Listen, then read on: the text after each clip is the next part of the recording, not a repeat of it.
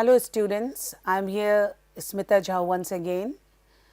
Well, the topic is counter stage fright and can stage fright be cured. So, today's discussion is basically about can stage fright be cured, because there are several myths and stories about this public speaking or stage fright. And such myths and stories sometimes misguide also, the people concerned. So, it is very important to know the basic fundamental ways to cure this stage fright. From a biological perspective, stage fright is the body fight or flight response, which I discussed earlier also, produced in reaction to the perceived danger of public speaking. As I said earlier, that this is a kind of obsessive syndrome related to your self-image, more prone to future danger than to the present.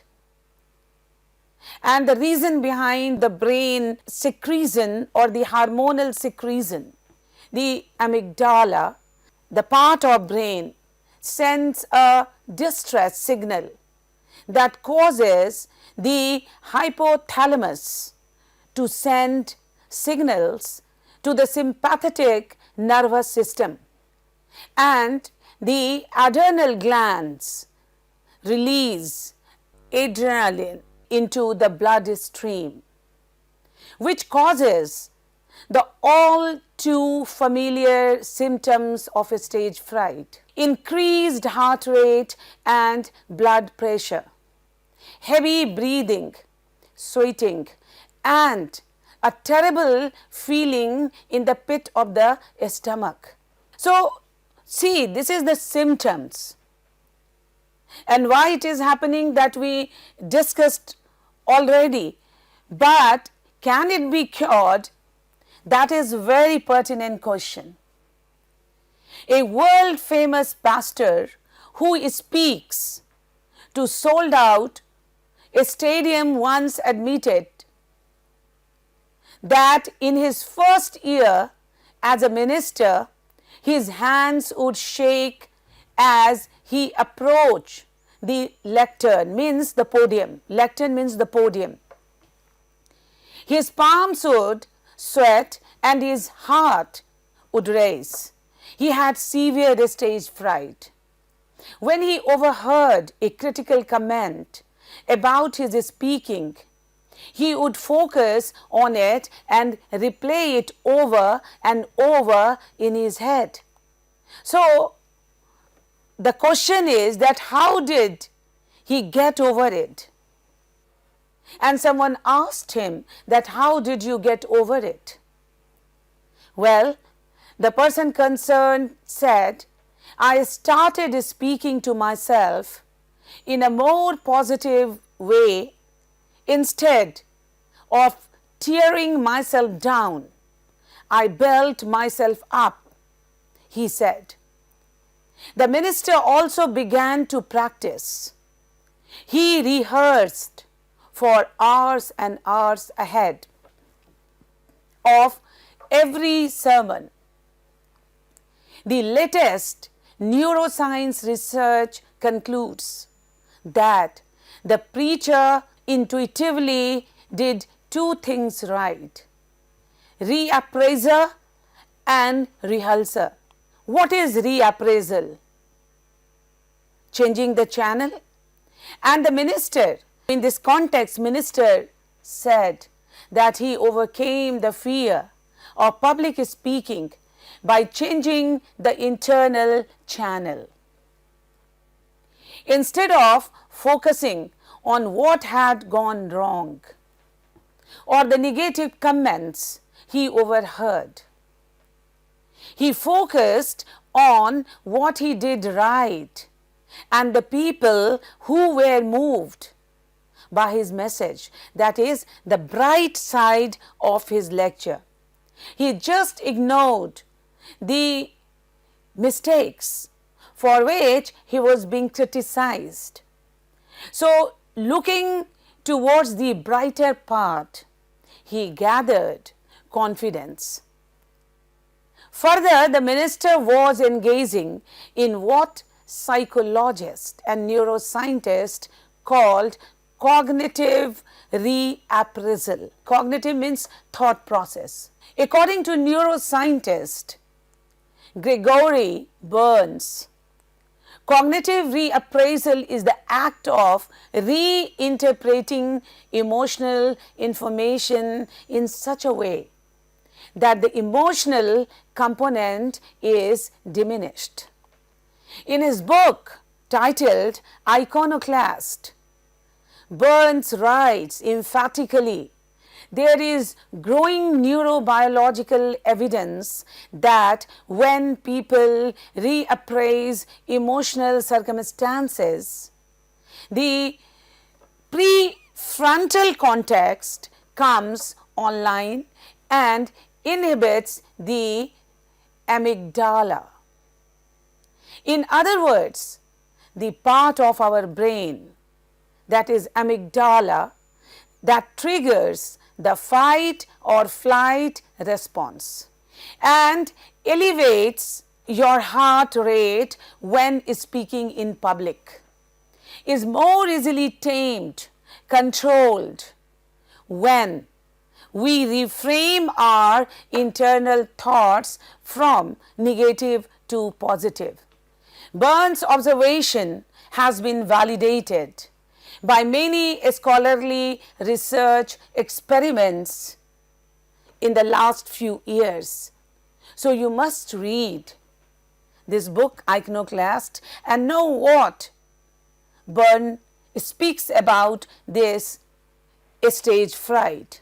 In a paper titled Rethinking Feelings, researchers at Columbia University conclude we can change the way we feel by changing the way we think, thereby lessening the emotional consequences of an otherwise distressing experience. Reframing the way we think about external events is nothing new, and this observation has been made throughout history. From Marcus Aurelius to William Shakespeare, great leaders and great writers, great thinkers have always known that we can choose how we interpret events or experience or incidents. As Shakespeare wrote in Hamlet, there is nothing either good or bad, but thinking makes it so. Dr. Sean Belloc is a psychology professor at the Human Performance Lab at the University of Chicago. She wrote the book Choke, titled Choke, to explain the science of why some people stumble, stammer when the pressure is one while others thrive. She tested people in high pressure situations, including sports, test taking and giving presentations. It's very hard to function at peak performance when you are in tension, worried about what people all think, obsession for the audience, anticipations of an event, and specifically anticipation of others judging you is enough to put pressure on before you have even arrived at the performance stage. So, according to Belloc, the prefrontal cortex is also the seat place of our ability to reappraise a situation or event. Reappraisal is one of the main cognitive tools we use to reflect on what others do and change our own emotional responses accordingly. Rehearsal and reappraisal, these two are very important points. Rehearsal and reappraisal will help you to reach a high performance state of mind. Reappraisal means, evaluation yourself in the positive manner. If you change your perspective about public speaking and rehearse under stress, you might find yourself looking forward to your next presentation instead of dreading it. And this is on record. Public speaking is the number one fear in the world. Millions of people are limiting their careers because of this irrational fear. A study on anxiety inducing activities like public speaking found that intuitive response, consciously trying to calm down, is not the best strategy. As we are discussing that can the stage fright be cured, you should know about the fact, as I said, that there are myths and stories about this. Instead, people instructed to say to themselves, I am excited, before a stressful ordeal performed better. And the counterintuitive finding comes from a series of experiments conducted by Alison Wood Brooks, published in the Journal of Experimental Psychology. The basic takeaway: forget about calming down. Everyone knows that anxiety can hurt performance. It can ruin sometime your career also. Sure enough, studies have found that people who are anxious are distracted, can't think straight, and find their working memories impaired. Surely it makes sense then to try and calm down. Actually, the evidence suggests not. In one experiment, 140 participants were told to prepare a public speech. Before delivering it, half were told to say to themselves, I am excited, and the other half, I am calm. This was an experiment done to know about the mental frame of the presenter. The speeches were videotaped and analyzed by independent raters, who found that those who had said, I am excited, consistently performed better than those who told themselves, I am calm. Excited people were more persuasive, competent, confident, and persistent. Plus, they spoke for longer, presumably because they were enjoying it more, means personal interest and involvement. So they were enjoying it. So don't say, I am nervous. Say, I am really excited, and mean it while saying this. Ancient wisdom and modern science point to the beneficial effects of numerous breathing technique, because when you are in a nervous state, you are panting, heart palpitation rate is very high. But most breathing exercises have a tranquilizing effect. They cause you to relax and lose energy, which is exactly what you don't want. You want to be alert, alive and in the zone. That is lively. So, here is a counterintuitive breathing technique that will pump you up, not space you out. The stimulating breath, also called the bellows breath. The stimulating breath is adapted from a yogic breathing technique, yogic, and its aim is to raise vital energy and increase alertness. Inhale and exhale rapidly through your nose, keeping your mouth closed but relaxed.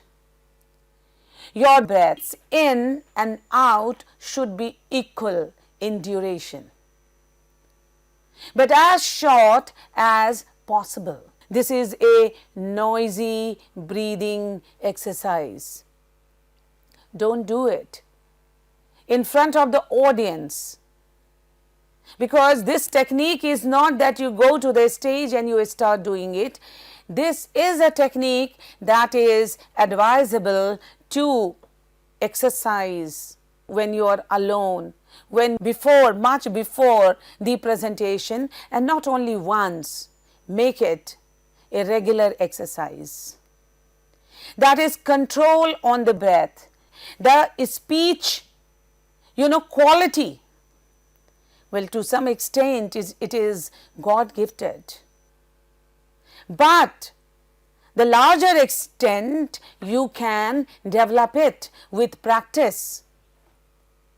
That is why that inhale or exhale is the best exercise to control over breathing, because shortening of breath, breaking of breath, a small breath, breathing, panting, these are the symptoms of stage fright, nervousness.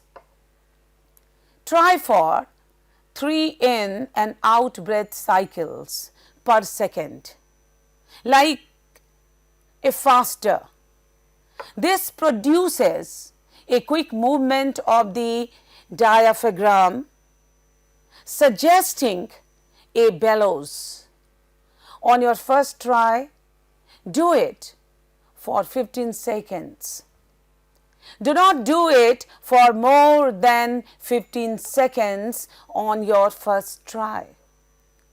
Each time you practice the stimulating breath, you can increase your time by 5 seconds or so until you reach a full minute. If done properly, you will feel invigorated, comparable to the heightened awareness you feel after a good workout.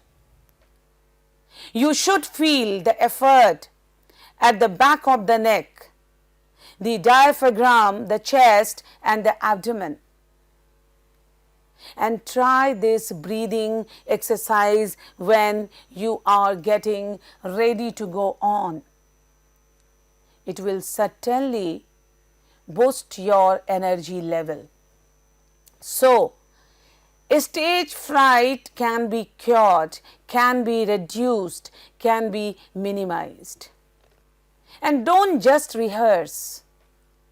We all know that practice makes perfect, and that rehearsing your presentation is important.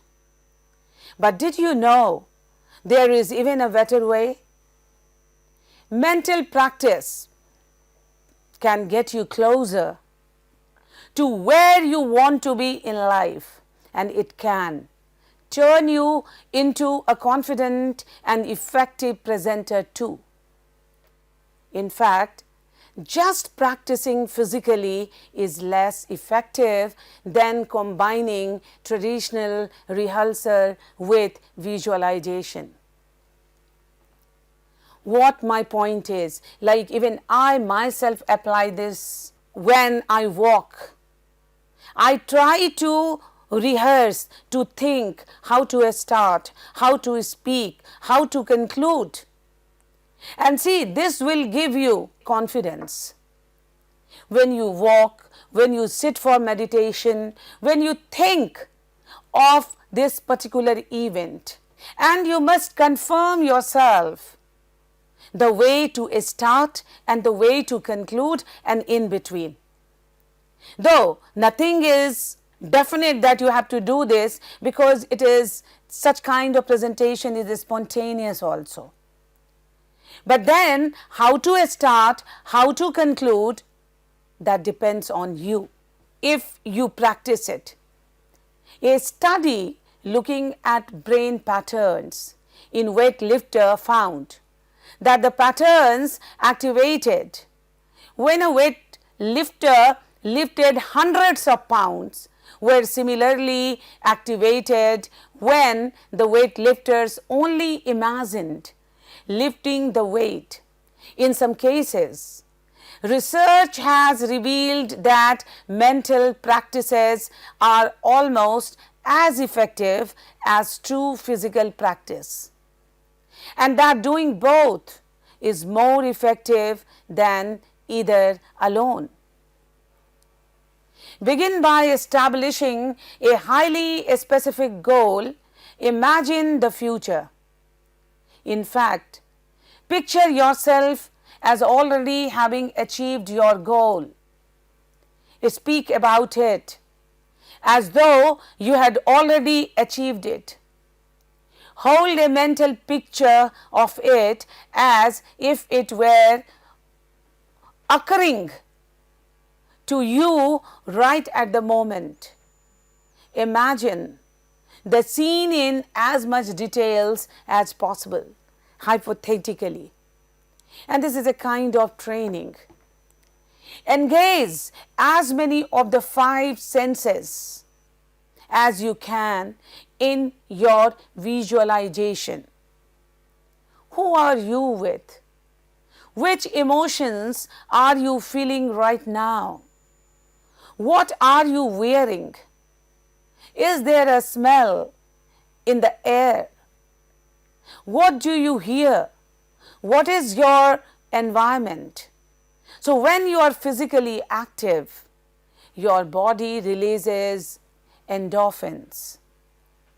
Hormones help raise your confidence, lower stress, and put you in a great mood.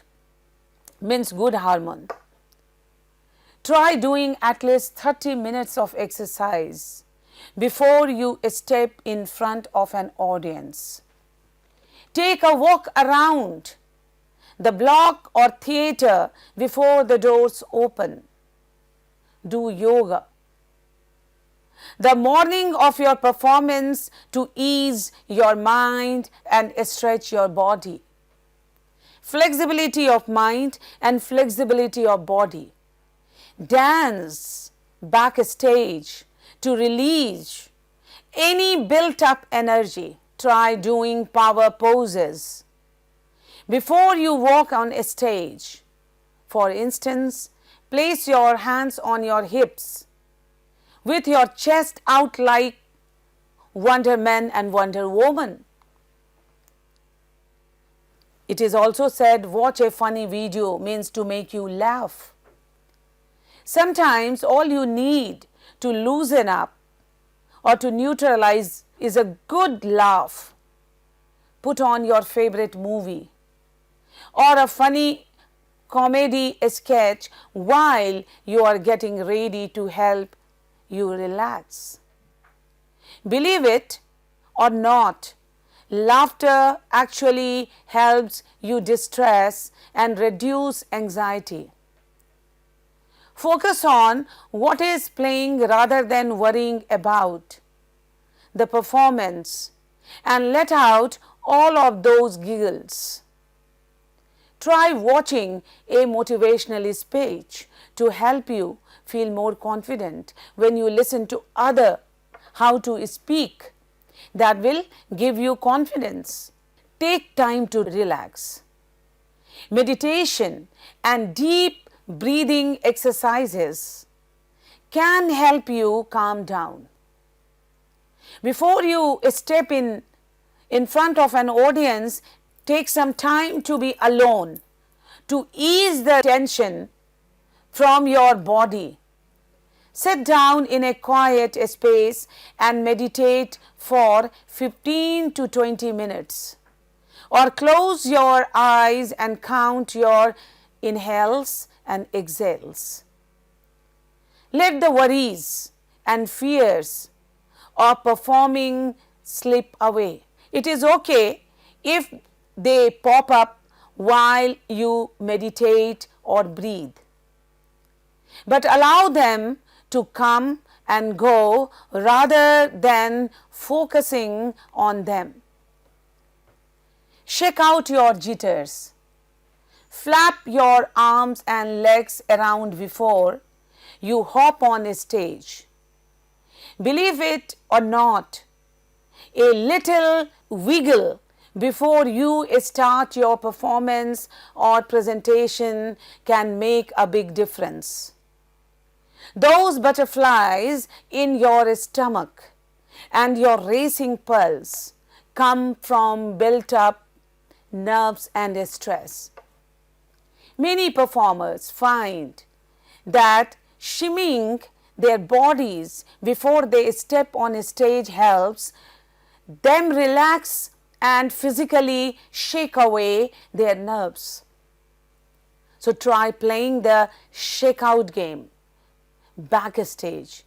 Shake a limb 16 times, then move on to another and then another. Repeat for a count of 8, 4, 2 and 1.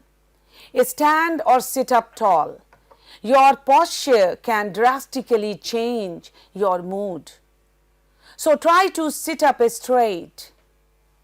If you are feeling a bit nervous before you present your speech or go on a stage, take a deep breath and roll your shoulders back. Standing or sitting up taller boosts your confidence levels, giving you the strength to overcome a stage fright.